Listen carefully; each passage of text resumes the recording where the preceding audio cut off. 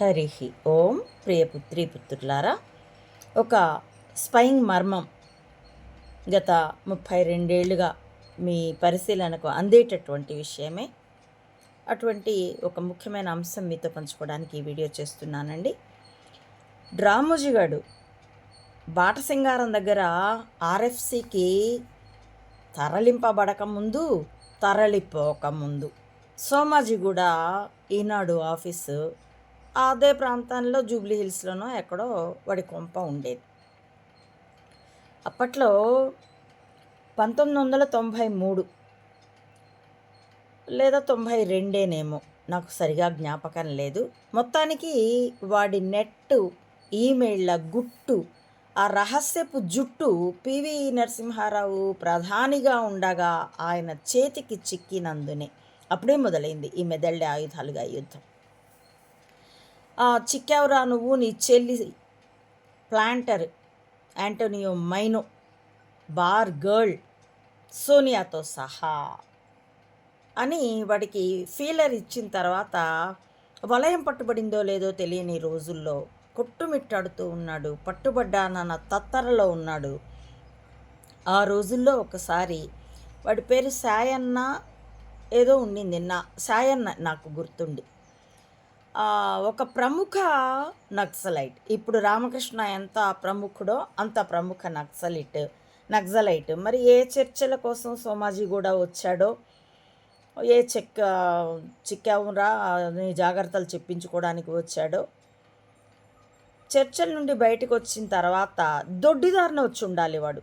ఎందుకంటే సోమాజిగూడ ఈనాడు ఆఫీస్ వెనకాల వాడి శవం, ఎన్కౌంటర్ చేయబడినటువంటి ఆ నక్సల్ ప్రముఖుడి శవం ఒక దున్నపోతుతో ఈడ్చే బండి, ఒక దున్నపోతే ఉంది, 2 కూడా లేవు, ఆ బండి మీద ఆ శవం పడేసి ఆ క్లిప్పింగ్ డిడి వార్తల్లో వార్తాంశము చూశానండి.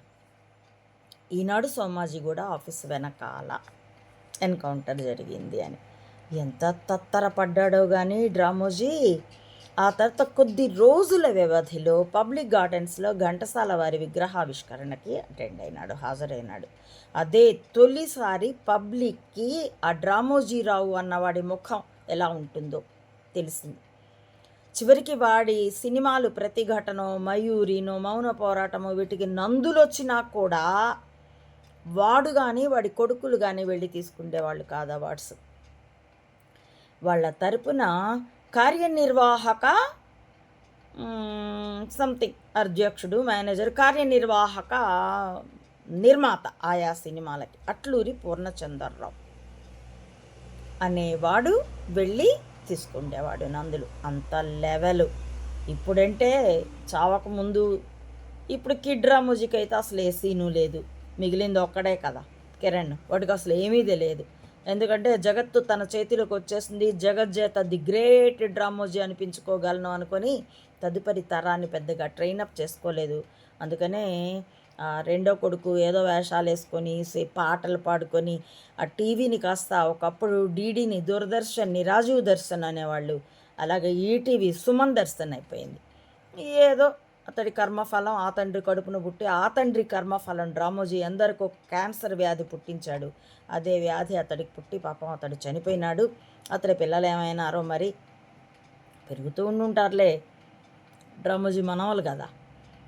మిగిలింది మాత్రం ఏకైకం కిడ్ రామోజీ, కిరణ్ కదా కిడ్ రామోజీ. అతడికి ఏమీ చేత కాదు. కానీ ఒక విషయం ప్రముఖంగా గమనించండి, నక్సల్ ప్రముఖుడు వాడు సోమాజిగూడ ఈనాడు ఆఫీస్ వెనకాల ఎన్కౌంటర్ చేయబడిన ఆ సంఘటన, అది 92 ద్వితీయార్థం లేదా 93 ప్రథమార్థం. ఆ సన్నివేశాన్ని, ఆ సంఘటనని దృష్టిలో పెట్టుకొని చూస్తే అస్సలు డ్రామోజీ చిక్కాడు అనగానే ఖలిస్తాన్ ఉద్యమం విదిన్ 2 months ఆగస్టు సెప్టెంబర్ల కల్లా ఏది ఇందిరని బలి తీసుకున్న ఖలిస్తాన్ ఉద్యమం మటాష్. తదుపరి 30 ఏళ్ళుగా 6 ఎన్నికలు జరిగాయి రాష్ట్రానికి. సజావుగా అక్కడ నడుస్తోంది. ఇప్పుడు ట్యాంపర్తో అది ప్రజాస్వామ్య హత్య అవ్వచ్చుగాక, లేదా హత్య జరగబోతూ ఉండొచ్చుగాక, ఏమో. ఎప్పుడో 2004 నుండి ఎప్పుడైతే ఈవీఎంలు ప్రవేశపెట్టారో అప్పటి నుంచి చాప కింద నీళ్ళగా దాన్ని ట్యాంపర్ చేస్తున్నారు. ఇప్పుడే పై కారణాలు నుగ్గు అయ్యి బయటకు వస్తూ ఉంది. అటువంటి ఖలిస్తాన్ ఉద్యమం, శ్రీలంకలో ఎల్టీటీఈ ఉద్యమాలు, ఆంధ్ర, ఒరిస్సా, బీహార్ బార్డర్లో రాడికల్స్, నక్సల్ ఉద్యమాలు సమస్తము సమసిపోయాయి. ఎలాగా?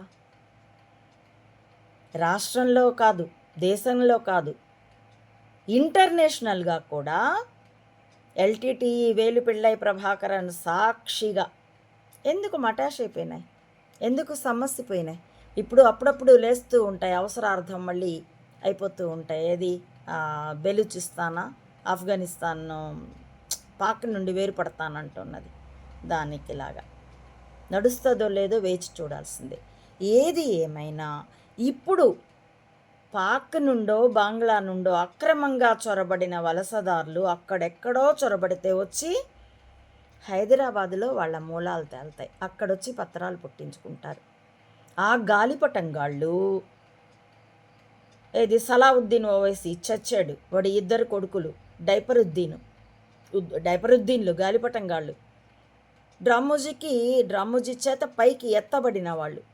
కారు స్టీరింగ్ వాళ్ళ చేతిలోనే ఉందని వాళ్ళే చెప్పుకున్నారు. దాన్ని కచరా ఖండించలేదు కూడాను. 10 ఏళ్ళు తెలంగాణ, 10 ఏళ్ళు కాదు 9 ఏళ్ళు తెలంగాణ అని ఏలినటువంటి బక్క 90 ml వాళ్ళ కచరా, అతని కారు స్టీరింగ్ మా చేతిలోనే ఉంది అని డైపరుద్దీన్లు అంటే అతడి ఖండించను కూడా ఖండించాలి. అతడు కానీ అతడి కొడుకు చిన్న కచరా కానీ ఆడకచరా కానీ, ఇప్పుడు ఏదో ఆడకచరా కొట్లాడుతుందట, తర్వాత విషయం.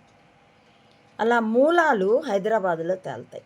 అలాగా ప్రపంచవ్యాప్తంగా ఎక్కడ ఏ అవినీతికైనా, అక్రమ వలసదారులకి పత్రాలు పుట్టించడానికైనా, హవాలా డబ్బు నడపడానికైనా,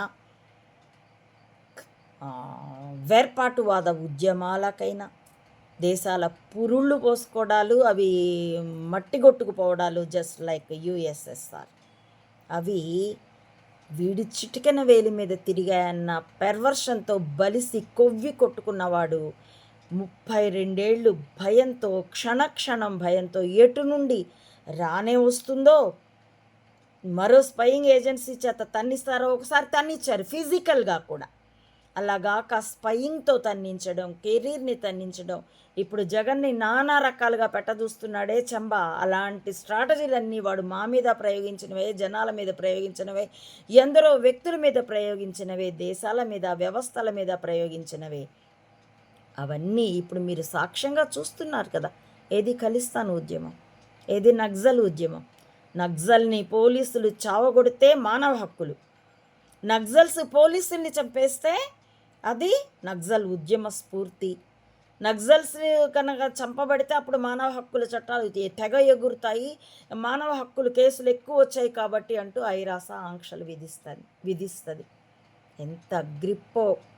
కాబట్టి భారత్ని బద్దలు కొట్టేస్తే ఐరాసాని తన చేతిలోకి తీసుకొని, ఐరాస జనరల్ సెక్రటరీనా తొక్క నేనే రాజు నేనే మంత్రి అనేస్తే ద గ్రేట్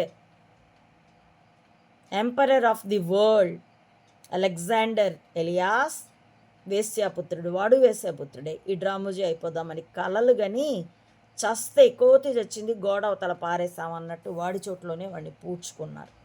అది కథ. వస్తూ ఏమీ తేమో, పోతూ ఏమీ తీసుకుపోము. ఈ లోకం నుండి ఈ లోకానికి తీసుకెళ్ళగలిగేది చేసిన కర్మల ఫలాన్నొక్కటే. దాన్ని బట్టే నీ జ్ఞానమైనా ఉంటుంది. That's all. Check yourself, common man. Hari Om. ప్రియ పుత్రులారా, నా ఈ వీడియోల కంటెంట్ మీకు పరిశీలనార్హం అనిపిస్తే please support my channel and spread my videos. Thank you for watching.